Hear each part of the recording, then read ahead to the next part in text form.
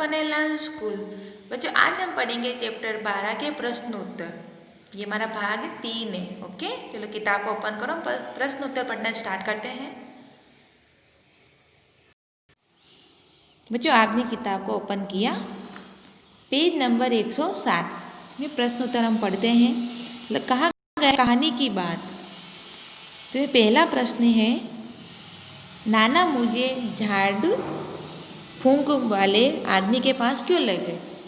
बच्चा बोल रहा है, तो नाना मुझे झाड़ फूंक वाले आदमी के पास इसलिए ले गए क्योंकि उन्होंने समझ लिया कि मुझे सांप ने काटा होगा। उस आदमी के झाड़ फूंक से मेरे शरीर के अंदर सांप के जहर का असर नहीं होता।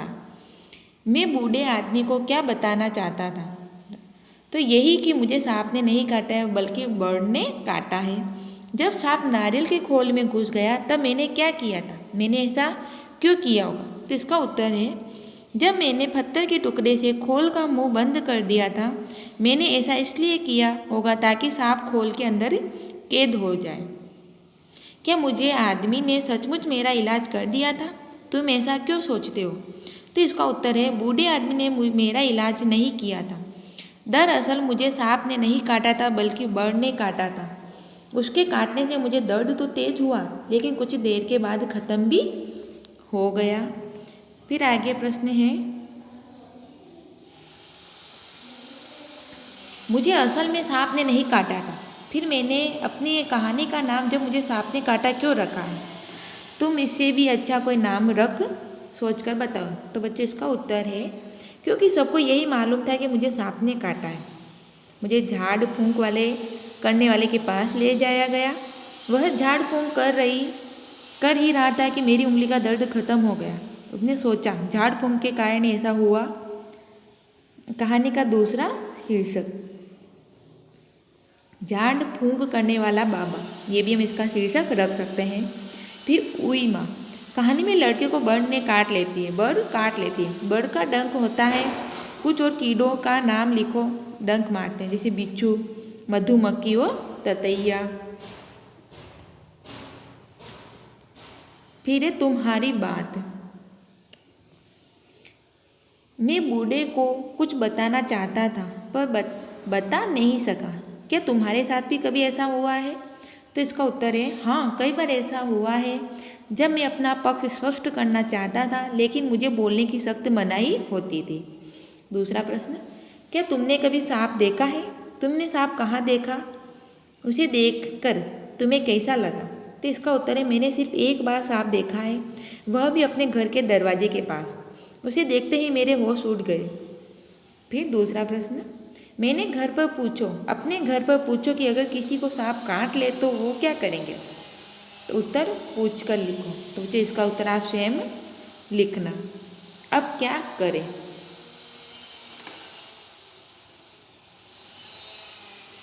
तुम क्या करोगी अगर तुम्हें या तुम्हारे आसपास किसी को बर्ड काट ले तो हम लोहे की किसी चीज़ से उस बर्ड बाघ को रगड़ देंगे जहाँ बर्ड ने काटा है। किसी को चोट लग जाए तो हम उसकी प्राथमिक चिकित्सा करेंगे। चोट लगे बाघ को डिटॉल वाले पानी से धोकर उस पर मलहम लगा देंगे। ज़रूरत के मुताबिक उस पर पट्टी भी बांध देंगे। किसी की आँख में कुछ पड़ जाए तो आँख में साफ पानी से छींटे मारेंगे। किसी की नाक से खून बहने लग जाए तो उसके पीठ के बल उसको इस तरह लेटा देंगे कि उसका सिर नीचे की ओर झुका रहे और नाक को गीले कपड़े से ढक देंगे।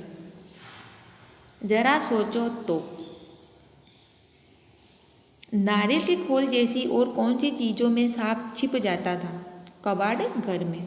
वह खोल अहाते में कैसे पहुंचा होगा। वह घर के लोगों ने नारियल खाया होगा, वो खोल को अहाते में फेंक दिया होगा।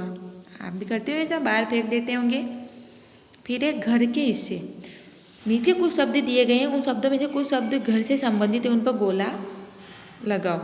जैसे अहाता, आला, रसोई, नहर, आंगन, घेर, सज्जा, पुलिया, कमरा, बरामदा, सीढ़ी, ढालान, चौहद, मुंडेल, जीना, छत, अस्तबल, डाकघर, अटारी, सड़क, रहट और टांग। इसमें से जो घर से संबंधित है वो है अहाता, आंगन, बरामदा, जीना, अटारी, आला, सीढ़ी, छत, रसोई, सज्जा, ढालान, टांग, कमरा और मुंडेर, ये हमारे घर से जुड़े नाम हैं। फिर आगे दिया गया है, क्या समझे?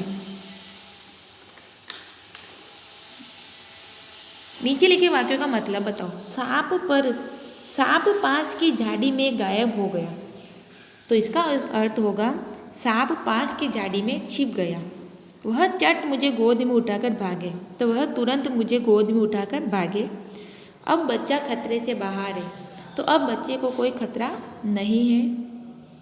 नाना ने उसके लिए बहुत सी चीज़ें भेंट में भेजी, तो नाना ने उसे बहुत सी चीज़ें दी। फिर एक कैसे कहा, अलग अलग निशानों से पता चलता है कि बात कैसे कही गई है। अब नीचे लिखे वाक्यों में सही निशान लगाओ। अब इन्हें बोलकर देखो। तो नानी चीख उठी, सांप धीरे धीरे रेंग रहा था। क्या तुम बाजार चलोगी? ये प्रश्न वाला चिन्ह है। चुपचाप बैठो, हिलना डुलना मत। तुम्हें यह कहानी कैसी लगी? फिर है आहा कितनी मीठी है। तुम लड़के को क्या कहोगे? कारण देकर बताओ। निडर, नादान, होशियार, शरारती, डरपोक, शर्मिला। तो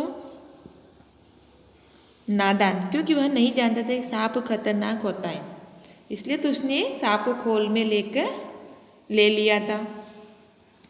दो बार सांप धीरे धीरे रेंग रहा था। यहाँ धीरे शब्द को 2 बार इस्तेमाल किया गया है। ऐसे और कुछ शब्द लिखो और उनसे वाक्य बनाओ। जैसे चलते चलते रुक गया, पीछे पीछे तो मैं दादी जी के पीछे पीछे हो लिया। भागते भागते तो चोर भागते भागते पकड़ा गया। रुकते रुकते तो बूढ़ा व्यक्ति रुकते रुकते चल रहा था। कहते कहते मतलब मज़ेदार बात कहते कहते वह हंस पड़ा। तो बच्चों आज के हमने प्रश्न उत्तर पढ़े। तो इन प्रश्न उत्तर को आप अपनी हिंदी की नोटबुक में लिखना, पर अपनी किताब में जो जगह होती है खाली जगह, वो तो आप किताब में लिख देना, और जो खाली जगह नहीं होती है वो प्रश्न उत्तर आप अपनी हिंदी की नोटबुक में लिखना। Okay, bye bye.